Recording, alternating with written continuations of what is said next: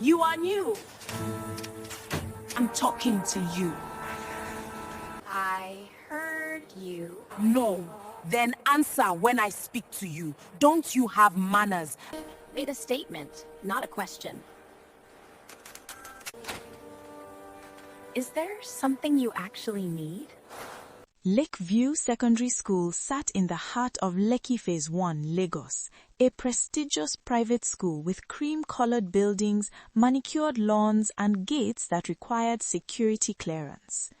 Inside, the corridors buzzed with the usual Monday morning chaos. Locker doors banged, expensive sneakers squeaked on marble floors. Groups of students clustered together in their designer uniforms, speaking a mix of English, Pidgin, and Yoruba. But when Dorothy Frank walked down the main corridor, the chaos shifted. Conversations dropped to whispers. Students pressed themselves against walls, making way. Some pretended to check their phones. Others suddenly remembered they had somewhere else to be. Dorothy was 17, tall and striking, with her natural hair styled in an elaborate braided crown that must have taken hours. Her school uniform was tailored to fit perfectly, her shoes were the latest Air Force Ones, and her designer bag cost more than some teachers' monthly salaries. She moved like she owned the place, because in every way that mattered to school survival, she did. Behind her walked her crew, 3 girls who laughed at her jokes, copied her style, and did whatever she said without question. Veronica with her sharp tongue and sharper manicure, Teresa with her phone always ready to record, and Juliet, built like an athlete, captain of the basketball team, and meaner than any bouncer at a Lagos nightclub. They stopped at Dorothy's locker, and she examined her reflection in the magnetic mirror inside.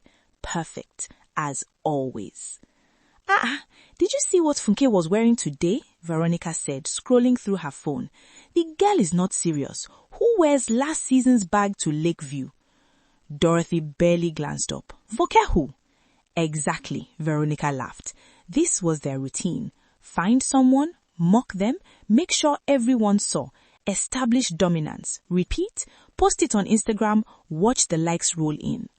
But today, something different happened. The main doors opened and a girl walked in alone. She was average height, slim, wearing the standard Lakeview uniform, but somehow making it look plain. Simple black-rimmed glasses sat on her nose. Her hair was pulled back in a neat low bun. She carried a worn Jansport backpack over one shoulder and walked with her head down, eyes on the polished floor. Fresh meat. Dorothy's eyes locked onto her like a hawk spotting prey. Who is that one? Teresa was already scrolling through the school's WhatsApp group. New girl, transfer student. Name is Benita John. Just relocated from Enugu. No Instagram, no TikTok. Like literally nothing online. Bush girl trying to hide in Lagos. Those ones are my favorite. The new girl, Benita John, walked past them without making eye contact. She found her locker, 3 down from Dorothy's, and began walking the combination with quiet focus.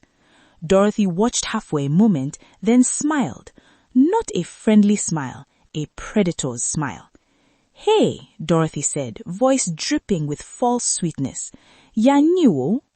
Benita looked up briefly, nodded once, then went back to her locker. The corridor went quiet.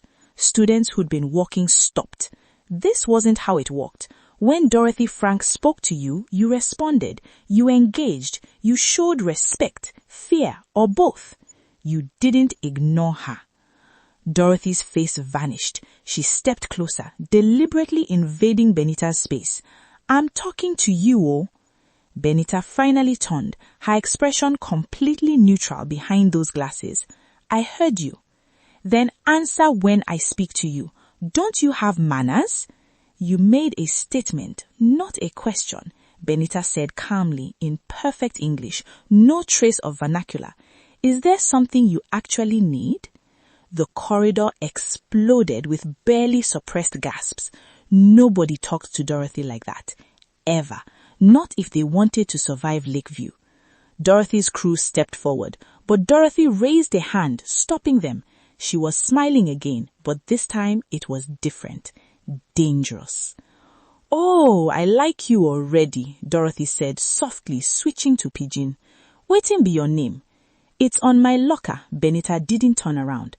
"Benita John," Dorothy read from the name label. "Well, Benita John, let me explain how things work here. I run this school. What I say goes, and when I speak to you, you stop what you are doing, look at me, and show respect. You understand?" Benita finally turned to face her fully. Behind those glasses, her dark eyes were completely calm, not scared, not intimidated, just observing. "I understand that's what you believe," Benita said quietly. Then she closed her locker, adjusted her backpack, and walked away. The corridor erupted in whispers. Students pulled out phones. This was going to trend on Twitter before first period ended. Dorothy stood frozen, her face burning with embarrassment and rage. Nobody had ever dismissed her like that. Nobody. "You won't make a handle lamb?" Juliet asked, cracking her knuckles. "No," Dorothy said slowly, her voice cold. "Not yet. Let's see what Benita John is made of. This term just got interesting." The rest of that first day, Benita kept to herself. She went to her classes, took notes, ate lunch alone in the library. She didn't try to make friends, didn't try to fit in. Just existed quietly in her own space. But Dorothy watched and planned. By Tuesday, the campaign began. It started small. Benita's locker had nobody written on it in marker when she arrived. She cleaned it off without expression and went to class. In the cafeteria at lunch, when Benita sat down with her jollof rice and plantain, Teresa accidentally bumped into her, spilling orange juice all over Benita's food. Benita simply stood up, threw the ruined lunch away, and left. She didn't eat, didn't complain, just left. Wednesday, someone poured palm oil in her backpack, ruining her notebooks. Benita asked the teacher for loose paper and took notes on that instead. Thursday, photos of Benita from unflattering angles started circulating on Instagram and Twitter with cruel captions. "Bush girl where come Lagos, nobody's friend, Enugu reject." Through it all, Benita's expression never changed. She didn't cry, didn't get angry, didn't fight back. She just absorbed it and kept moving. And that drove Dorothy absolutely crazy. "She know they react to anything," Dorothy complained to her crew at her locker Friday morning. "Wetin dey worry this girl?" "Maybe she just dull," Teresa suggested. "No," Dorothy said slowly, remembering those calm eyes behind the glasses. "She's not dull. She's something else. We need to push harder." That's when Juliet spoke up. "There's a party Saturday night, Patrick Williams' place. His parents traveled to Dubai. The whole school is going." Dorothy's eyes lit up. "Is our quiet Benita invited?" "Nobody even knows she exists," Juliet said. "Perfect," Dorothy smiled. "Make sure she finds out about it, and make sure she knows she's not welcome. Let's see if we can finally break that perfect calm." Saturday evening, Benita sat in her room in the modest 3-bedroom flat her family rented in Surulere. The room was neat, organized, and filled with books. On her desk sat a laptop, several notebooks, and a framed photo of a younger Benita with her parents, both wearing Nigerian army uniforms. Her mother knocked softly on the door. "Benita, dinner is ready." "Come in, Mommy." They ate together. Her mother, father, and younger brother, the usual Saturday jollof rice with fried chicken. Conversation flowed easily until her mother spoke. "How is the new school?" "Fine, Ma." "Making friends?" "Not yet, Ma." Her father, a retired army colonel, studied her with knowing eyes. The man was tall and broad-shouldered even in retirement. His gaze was sharp. "Are they giving you trouble?" Benita looked up, surprised. Why would you think that, sir? Because I know that look on your face. I saw it on your face when we moved from Kaduna, and before that, Port Harcourt, and before that, Abuja. He set down his fork. Are you planning something? Benita met his eyes. Just observing, sir, learning the terrain. Her father nodded slowly. Remember what I taught you. Intelligence wins more battles than strength, and the best victories are the ones where your enemy defeats themselves. Yes, sir. An hour later, Benita was back in her room when her phone buzzed. A message from an unknown number with a screenshot of a party flyer. The message read, "Big party tonight at Patrick's house in Banana Island. Don't even think about showing up, village girl. You're not wanted. Hashtag know your level." Benita stared at the message for a long moment. Then she did something unexpected. She smiled. She opened her laptop, typed in an address, and began to research.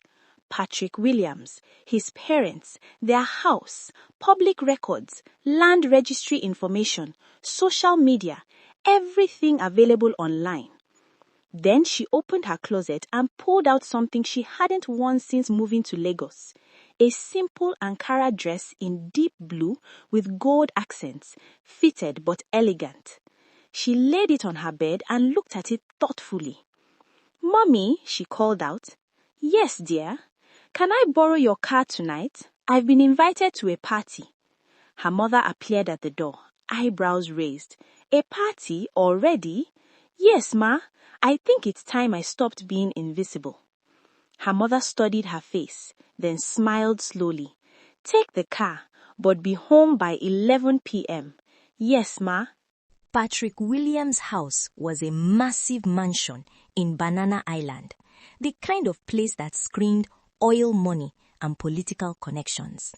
It sat behind high walls with security gates, landscaped gardens, and a pool visible from the street. The party was already in full swing when Benita arrived. Music thumped loud enough to shake car windows. Luxury cars lined the street, from Range Rovers to Mercedes G-Wagons. Teenagers streamed in and out, laughing, holding red cups, taking selfies for Instagram stories. Inside, Dorothy held court in the massive living room with its Italian leather furniture and imported chandelier, surrounded by students who hung on her every word. She wore a tight silver mini dress that probably cost more than 3 months' rent, and she was in her element. This was her kingdom, and these were her subjects. "So I told him," Dorothy was saying in pidgin, "if you no fit take me somewhere nice, don't even call my phone. Standards, people, have them." Everyone laughed obediently. That's when the main door opened and Benita John walked in. The room didn't go silent all at once.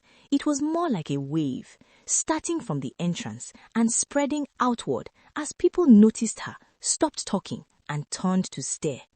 Benita wasn't wearing her usual plain uniform look. She wore that Ankara dress that hugged her figure perfectly. Her hair was down in natural curls instead of a bun, and she traded her glasses for contacts. She looked different, not flashy, not trying too hard, just quietly stunning. She walked through the party like she belonged there, not making eye contact with anyone, just moving with purpose toward the kitchen area. Dorothy saw her and went rigid. "What is she doing here?" "You won't make I comot her?" Juliet asked, already standing. "Not yet," Dorothy said, her voice dangerous. "Let's see what game she's playing." Dorothy pushed through the crowd, her crew following close behind, and cornered Benita in the kitchen. Benita was pouring herself a glass of water from the dispenser, completely ignoring the chaos around her. "I don't remember inviting you," Dorothy said in English. Benita turned, water glass in hand. "You didn't, but Patrick's parents did technically, when they installed their security system without proper privacy settings." Dorothy frowned. "What are you talking about?" "I'm talking about the 6 ring cameras covering this property, all connected to an unsecured Wi-Fi network that broadcasts to the street. I'm talking about the motion sensors on all doors, and I'm talking about everything uploading to the cloud in real time. Benita took a sip of water with timestamps. The temperature in the kitchen seemed to drop. "Waiting you they talk," Dorothy demanded, slipping into pidgin. "I'm talking about evidence," Benita said calmly, switching to perfect pidgin herself. "Of underage drinking, property damage. I don't see shisha and other things where I know fit mention for 3 different rooms. All of them they record right now by Oga Patrick Papa's security system." Patrick, who'd been listening nearby, pushed forward. "That's not possible. My parents turned that thing off." "They turned off the notifications to their phones," Benita corrected in English. "The system is still recording. It's always recording. That's literally what a security system does." She pulled out her phone and showed them the screen. "See, I'm watching the feed right now. Free Wi-Fi is a beautiful thing." The kitchen went dead silent. "You dey whine us," Dorothy said, but there was uncertainty in her voice now. "Am I?" Benita set down her water glass. "Test me. In about 30 seconds, Oga Patrick neighbor go call police about the noise. You fit wait and see wetin go happen when police come and them see all these underage people drinking. Or you fit start to clear people comot. Your choice." "How you take no say neighbor go call?" Trisa asked. "Because I called them 20 minutes ago from a burner SIM card I bought at Computer Village, anonymously, complained that the noise was disturbing my mother's sleep." Everyone stared at her. "You," Dorothy started, but couldn't finish. "I suggest you people start clearing out," Benita said, picking up her water glass again. "Unless you want your university applications to include explaining this party. I hear Covenant University is very particular about discipline records." For the first time in her 3 years at Lakeview, Dorothy Frank didn't know what to say. This quiet girl from Enugu, this nobody, had just outplayed her completely.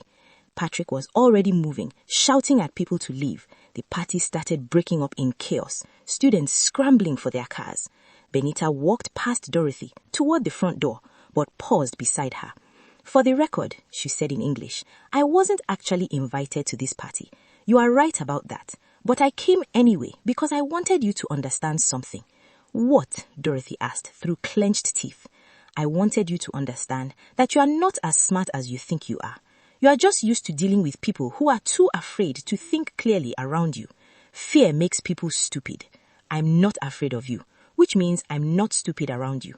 Remember that." Then Benita walked out, leaving Dorothy standing in the emptying mansion, feeling for the first time in years like she wasn't the most powerful person in the room. Monday morning, the school was buzzing with gossip about the party. How it got shut down, how Benita John had somehow orchestrated the whole thing, how she'd made Dorothy look foolish. The WhatsApp groups were on fire. Twitter was buzzing. Even the school's anonymous gossip Instagram page had posted about it. Benita arrived at school in her usual plain uniform and glasses, back to being invisible. She went to her locker, grabbed her books, and headed to class. But Dorothy was waiting in the corridor. No crew this time, just her. "We need to talk," Dorothy said. "Do we?" Benita didn't look up from organizing her backpack. "How did you really know about the security system? Be honest." Benita finally looked at her. "My parents are both military, intelligence division. Before my father retired, they taught me things. How to research, how to observe, how to think strategically, and most importantly, how to identify targets and exploit weaknesses." "So you are what? Some kind of spy?" "No, I'm just someone who pays attention." Benita closed her locker. "You've been bullying people at this school for 3 years. I watched you for 5 days before that party. I saw how you operate. You pick targets who won't fight back. You surround yourself with people who will never challenge you, and you use fear as your primary weapon." "And you're not afraid," Dorothy said slowly. "I've lived in 7 different states because of my parents' postings," Benita said. "I've been the new girl more times than I can count. I've dealt with bullies in Hausa, Igbo, and Yoruba. You are not special, Dorothy. You're just predictable." Dorothy was quiet for a long moment. Then, surprisingly, she laughed. Not her usual mocking laugh, something more genuine. I've been doing this all wrong, Abby. Benita tilted her head. What do you mean? I thought power was about making people fear you, but you just showed me that real power is making people underestimate you, then surprising them when it matters. That's one form of power, Benita acknowledged, but it's not the only one. What's another? Actually being someone worth respecting instead of fearing. But that's harder. It requires being decent. Dorothy absorbed that, her expression thoughtful in a way that looked unfamiliar on her face. What if I wanted to learn from you? Learn what? How to be smart instead of just scary. Benita studied her for a moment, then shrugged. Stop bullying people. That's step 1. Apologize to the ones you've hurt. That's step 2. The rest you'll have to figure out yourself. She started to walk away, but Dorothy called after her. Why didn't you disgrace me more at that party? You could have. You had all the power. Benita turned back. Because I'm not interested in humiliating people. I just wanted you to stop. There's a difference between defending yourself and becoming the thing you're fighting against. My parents taught me that too. Then she walked away, leaving Dorothy standing alone in the corridor thinking about things she'd never considered before. The next few weeks at Lakeview were strange. Dorothy's crew fell apart quickly. Without her leading them, Veronica and Trissa found other friend groups. Juliet focused on basketball and discovered she preferred real competition to bullying. Dorothy herself became quieter. She still dressed well, still carried herself with confidence, but the cruelty evaporated. She started focusing on her grades, which had been slipping, started actually listening when people talked instead of just waiting for her turn to speak. She never became best friends with Benita. They weren't that kind of story, but they developed a mutual respect, a careful understanding. One Friday afternoon, 3 months after the party, Dorothy found Benita eating lunch alone in the library, as usual. "Can I sit?" Dorothy asked. Benita looked up surprised but nodded at the empty chair. They sat in silence for a minute before Dorothy spoke. "I got accepted to the University of Lagos early admission, law. Congratulations! I wrote my essay about learning humility, about being challenged by someone I underestimated. I didn't use your name, but I wanted to say thank you." Benita looked at her thoughtfully. "You're welcome, but you did the hard part. You changed. Most people can't do that. No easy at all. Nothing worth doing is easy." They sat together a while longer, not quite friends, but no longer enemies. Just 2 smart girls who'd learned something important about power, fear, and what it really means to be strong. When the lunch bell rang, they walked out of the library together. Students watched them, whispering, confused by this unlikely alliance. But neither of them cared about the whispers anymore. They'd both learned something more important than what other people thought. Real strength isn't about making people fear you, it's about knowing who you are, what you're capable of, and having the wisdom to use your power well. Dorothy had learnt it the hard way. Benita had known it all along. And Lakeview Secondary School was better for both of them being there. 2 years later, Benita John graduated as valedictorian of her class.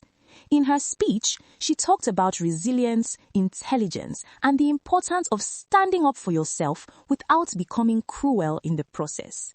She quoted both Chinua Achebe and her father. Dorothy Frank graduated in the top 10%. She'd spent her final 2 years of secondary school volunteering with an anti-bullying NGO in Lagos, using her experience to help other students understand the damage bullying causes. They both went to different universities. Benita to study computer science at the University of Ibadan, Dorothy to study law at the University of Lagos. They kept in touch occasionally. Brief WhatsApp messages checking in, sharing accomplishments. Because sometimes the best victories aren't about destroying your enemy. They're about both of you becoming better people than you were before you met. And sometimes the person who looks like your biggest threat becomes the catalyst for your greatest growth. Benita had taught Dorothy what real power looked like. And Dorothy had taught Benita that even bullies can change if someone shows them a better way. Neither of them would have become who they were without meeting each other that September morning in Lekki. Sometimes that's how it works. The bully meets her match, and everyone involved becomes stronger for it.